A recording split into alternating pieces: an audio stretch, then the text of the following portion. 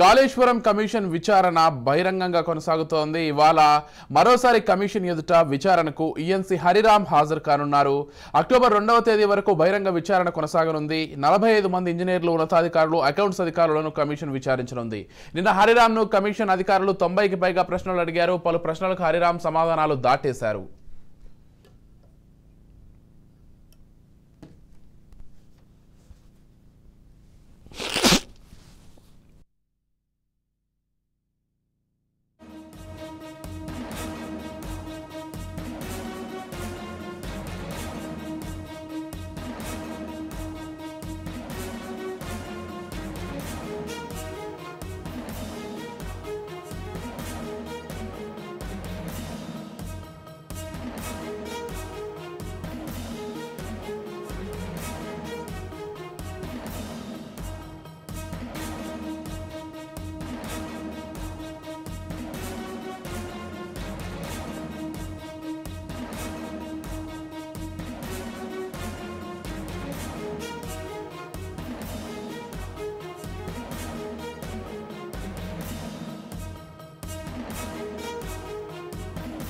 Right, ఇదే అంశానికి సంబంధించి మరింత సమాచారం అందించడానికి మా బ్యూరో చీఫ్ మహేందర్ సిద్ధంగా ఉన్నారు. చెప్పండి మహేందర్, మొత్తంగా కాళేశ్వరం బహిరంగ విచారణ అయితే కొనసాగుతోంది.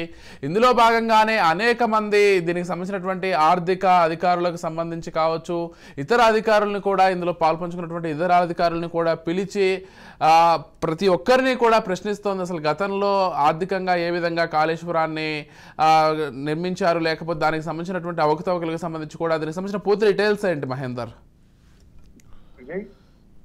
ఇప్పటికీ కాళేశ్వరం ప్రాజెక్టు పైన కమిషన్ విచారిస్తుంది. దాదాపు అందరు అభిప్రాయాలు తీసుకుని అందరు దీంట్లో పార్టిసిపేట్ కాంట్రాక్టర్ల నుంచి సిబ్బంది వరకు, ఇంజనీర్ల వరకు, సీనియర్ ఇంజనీర్లు మొత్తం అందరికీ తీసుకుంది. మరి ఈ బహిరంగ విచారణ అయితే కనిపిస్తుంది. అయితే దీనిపైన ముఖ్యంగా ముంపు నేపథ్యంలో తుమ్మిడిహెట్టి వద్ద బ్యారేజ్ నిర్మాణానికి మహారాష్ట్ర సర్కార్ అభ్యంతరాలను వ్యక్తం చేసిందని వీళ్ళు గజల్లో ఎన్సీ కాళేశ్వరం కార్పొరేషన్ హరిరామ్ అయితే మరి అని చెప్పారు. మరి బహిరంగ సభలో ఎఫ్ఆర్ఎల్ 152 మీటర్ల నుంచి 148 తగ్గించాలనుకోవడంతోనే ప్రాజెక్ట్ మరోసారి కొనసాగించాలని వాళ్ళు కోరారు. మరి ఈ బహిరంగ విచారణ నేపథ్యంలో అనేక విషయాలు అయితే వెలిగి చూస్తున్నాయి. దీంట్లో మొన్న మొత్తం కూడా వెచ్చించిందంతా ఖర్చు చేసినంత మొత్తం అన్నట్టు కూడా ఒక చర్చ అయితే నడిచింది. మొత్తం అధికారుల నుంచి స్పష్టమైన సమాచారం అయితే తీసుకున్నారు. అయితే దీంట్లో దాదాపు ఎక్కువ మొత్తంలో ఎంత ఖర్చు చేశారు, దానికైనా బడ్జెట్ ఎంత, ఈ అంశాలపైన అయితే జస్ట్ఫీట్ తో మొత్తం కాళేశ్వరం ప్రాజెక్టు విచారణ అయితే కొనసాగింది. దీనిపైన ఎంక్వైరీకి అయితే అందరినీ కూడా పిలుస్తున్న విషయం అయితే మనకు తెలిసిందే. అయితే ఈ ఎత్తిపోతల పథకాలు అయితే కాళేశ్వరం ఎత్తిపోతల పథకాలు డిజైన్ లోపాలు, అవినీతి ఆరోపణలపై అయితే నిజాలను దిగజేయడానికి ప్రభుత్వం అయితే ఆలోచిస్తుంది. మరి ఈ జస్టిస్ పీసీ ఘోష్ కమిషన్ ఆధ్వర్యంలో ఎంక్వైరీ చేస్తుంది. మరి ఇప్పటికీ కీలక సమాచారాన్ని అయితే కమిషన్ సేకరించింది. మొదటి నుంచి కూడా ఈ బహిరంగ విచారణ అయితే చేస్తూనే ఉంది. మరోసారి కూడా ఈ కాళేశ్వరం కమిషన్ బహిరంగ విచారణ అయితే నేడు కమిషన్ అయితే హాజరున్నారు. ఈఎన్సీ హరిరామ్, అలాగే నిన్న హరిరామ్ 90కి పైగా ప్రశ్నలు అయితే అడిగారు. మరి ప్రశ్నలకు అయితే దాటవేసిన హరిరామ్ కాళేశ్వరం కమిషన్ బహిరంగ విచారణ కొనసాగుతున్నారు. మరి ఇప్పటికే 45 మంది ఇంజనీర్లు, ఉన్నతాధికారులు, అకౌంట్స్ అధికారులు, అలాగే కమిషన్ అయితే విచారించి నిన్న హరిరామ్ కమిషన్ లో అధికారులు అయితే 90కి పైగా ప్రశ్నలు అయితే అడిగారు. వీటన్నిటిపైన కూడా ఆయన అన్ని సమాధానాలు అయితే దాటవేసే ప్రయత్నం అయితే చేశారన్నట్టుగా కూడా ఆ సమాచారం తెలుస్తుంది. దీనిపైన మాత్రం తమకు అనుకూలంగా కొంతమంది అయితే ఉంటారో మరి వాళ్ళు అంటున్న విషయం ఏంటంటే, ముంపు నేపథ్యంలో తుమ్మిడిహెట్టి వద్ద బ్యారేజ్ నిర్మాణానికి మహారాష్ట్ర సర్కార్ తీవ్ర అభ్యంతరాలు అయితే వ్యక్తం చేసిందని గజ్వెల్ ఈఎన్సీ అలాగే కాళేశ్వరం కార్పొరేషన్ ఎండీ హరిరామ్ అయితే నిన్న వెల్లడించారు. మరి ఈ ఎటు ఎంఆర్ఐలో 150 మీటర్ నుంచి 140 తగ్గించాలని కూడా కోరడంతో ప్రాజెక్టు మొత్తం కూడా పునఃసంచలనం అయితే కోరినట్టు చెప్తున్నారు. మరి అందులో తెలంగాణ ప్రభుత్వం చర్యలు తీసుకుందని కూడా వివరించారు. ఉన్నత స్థాయి సమావేశాల అనంతరం ప్రాజెక్టు రీడిజైన్ కోసం చేశారని కూడా ఆయన చెప్పే ప్రయత్నం చేసినట్టు తెలుస్తుంది. మరి కాళేశ్వరం ప్రాజెక్టు పైన అదే జస్టిస్ ఘోష్ నిన్న నిర్వహించిన ఈ బహిరంగ విచారణకు అయితే హరిరామ్ హాజరైన పరిస్థితుంది. మరి ప్రాజెక్టు రూపకల్పన, కార్పొరేషన్ ఏర్పాటు, బ్యాంకుల నుంచి రుణాల సేకరణ, ఈ బిల్లుల చెల్లింపు అంశాలపైన జస్టిస్ ఘోష్ అడిగిన ప్రశ్నలకు ఆయన కొన్ని విషయాలకు దాటవేసగా కొన్ని విషయాల్లో స్పష్టంగా సమాధానం ఇచ్చినట్టు తెలుస్తుంది. మధ్యాహ్నం 2.5 గంటల పాటు ఈ విచారణ కొనసాగా 90కి పైగా ప్రశ్నలు అడిగినట్టు తెలుస్తుంది. మరి ప్రాజెక్టు రూపకల్పనకు సంబంధించినటువంటి అంశాలను హరిరామ్ వివరించినట్టు తెలుస్తుంది. ఇక ప్రాణహిత చేవల ప్రాజెక్ట్ పై 2015లో మహారాష్ట్ర తెలంగాణ ముఖ్యమంత్రుల మధ్య అత్యున్నత స్థాయి సమావేశం కొనసాగిందని కూడా చెప్పారని, మరి తుమ్మిడిహెడ్డి వద్ద 152 మీటర్ల ఎత్తుతో బ్యారేజ్ నిర్మిస్తే 3700 ఎకరాలకు ముంపు సమస్య ఉన్నదని, ఆ ఎత్తును తగ్గించాలని మహారాష్ట్ర ముఖ్యమంత్రి తెలంగాణ ముఖ్యమంత్రి కోరారన్నది కూడా నిన్న చెప్పినట్టు తెలుస్తుంది. మరి మొత్తానికైతే తెలంగాణ సర్కార్ అనేక చర్చలు కొనసాగించి ఈ తర్వాత ప్రాజెక్టు రీజన్ కాళేశ్వరం ప్రాజెక్ట్ గా మార్చారని కమిషనర్ ముందు ఆయన చెప్పుకొచ్చినట్టుగా కొన్ని విషయాలు, కొన్ని దాటవిగా కొన్ని అయితే చెప్పినట్టు తెలుస్తుంది. రైట్ మహేందర్, అంటే మొత్తంగా అసలు కాళేశ్వరం ప్రాజెక్టుకు సంబంధించి అంటే మిగిలిన వాళ్ళని కూడా అతి త్వరలో విచారణకు పిలుస్తారు. కేవలం అధికారులు తాపకుండా రాజకీయ నాయకులు, అంటే గతంలో ప్రభుత్వ పెద్దలు ఎవరైతే ఉన్నారో వాళ్ళని కూడా అతి త్వరలోనే విచారణకు పిలవబోతున్నారు అనేటువంటి ఒక హింట్ కూడా వస్తోంది. దానికి సంబంధించి డీటెయిల్స్ ఏంటి మహేందర్? దీంట్లో అధికారుల ఇప్పుడైతే అధికారుల దఫా అయిపోగానే దీంట్లో కీలకంగా వ్యవహరించినటువంటి మాజీ మంత్రులు కావచ్చు, కమిషన్ చైర్మన్లు కావచ్చు, వీళ్ళందరినీ కూడా పిలిచే అవకాశం అయితే ఖచ్చితంగా ఉందని చెప్పొచ్చు. ఎందుకంటే ఇది పెద్ద ప్రతిష్టాత్మకంగా తీసుకున్నామని గత ప్రభుత్వం చెప్పుకొచ్చింది.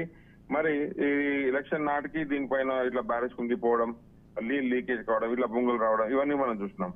మరి దీంట్లో కాళేశ్వరం దీనిపైన ఎవరి మానస్ఫూర్తిగా అన్నట్టుగా దాదాపు కథనాలు అయితే వచ్చాయి. మరి వీటన్నిటిపైన ఇప్పుడు ఈ ఎంక్వైరీ తర్వాత ఖచ్చితంగా ఇంకా అధికారుల తర్వాత దీనిపైన వారు ఎవరు పేరు చెప్తారు, ఏమేమి చేస్తారు, దానిపైన ఇంకా ముందుకెళ్లే అవకాశం అయితే ఉంటుంది. విచారణ అంతా కూడా ఆ నేతలను కూడా దీంట్లో వీళ్ళే అవకాశం ఉంది. మరి ఇప్పటికైతే ఆర్థిక వ్యవహారాలు, ప్రాజెక్ట్ డిజైనింగ్లు ఇవన్నీ కూడా ఎవరు అప్రూవల్ చేశారు, ఎవరు ఒత్తిడి చేశారు, ఎవరు అసలు ఎందుకు ఇంతగానో తీసుకురావచ్చింది, ఎన్ని కోట్ల రూపాయలు ఎలా ఖర్చు చేశారు, వీటన్నిటిపైన అధికారుల నుంచి డేటా అంతా స్వీకరించిన తర్వాత వీళ్ళు ఏం చెప్పబోతున్నారు, అధికారులంతా కూడా వీళ్ళు అప్రూవల్ గా మారుతారు, ఒకవేళ కేసులు అయితే అప్రూవల్ గా మారుతారా, ఎవరిని వీళ్ళు ఎవరి ప్రోద్బలంతో ఇవన్నీ చేశారు, ఇవన్నిటిపైన దాదాపు మరి విషయాలు అయితే బయటకు వస్తాయి.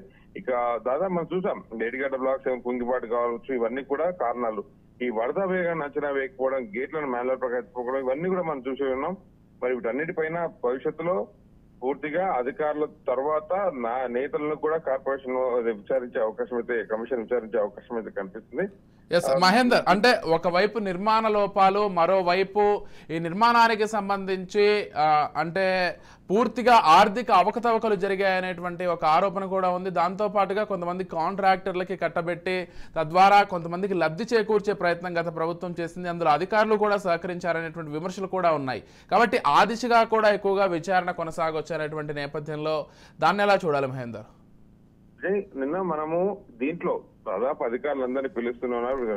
మరి కమిషన్ ముంగట ఒక ప్రధానంగా నిన్న హరిరామ్ ని పిలిచిన దాంట్లో కొన్ని క్వశ్చన్స్, మనం అధికారులు వేసిన క్వశ్చన్ మనం చూస్తే, కమిషన్ అడిగిన క్వశ్చన్ చూస్తే మనం కార్పొరేషన్ ఎప్పుడు ఏర్పాటైంది, అప్పటికి బ్యారేజ్లు ఏ దిశలో ఉన్నాయని ఇటు సిఇఓ మిమ్మల్ని ఎవరు నియమించారని హరిరామ్ అడగా, హరిరామ్ మాత్రం ప్రాజెక్టు నిర్మాణానికి రుణాల కోసం కార్పొరేట్ ఏర్పాటు చేశారు, అప్పటికి బ్యారేజ్ నిర్మాణం ప్రాథమిక దిశలో ఉంది, ఎండీగా నన్ను నీటిపారుదల శాఖ కార్యదర్శి నియమించారని ఆయన ఒక ప్రశ్న చెప్పుకొచ్చి ప్రయత్నించారు.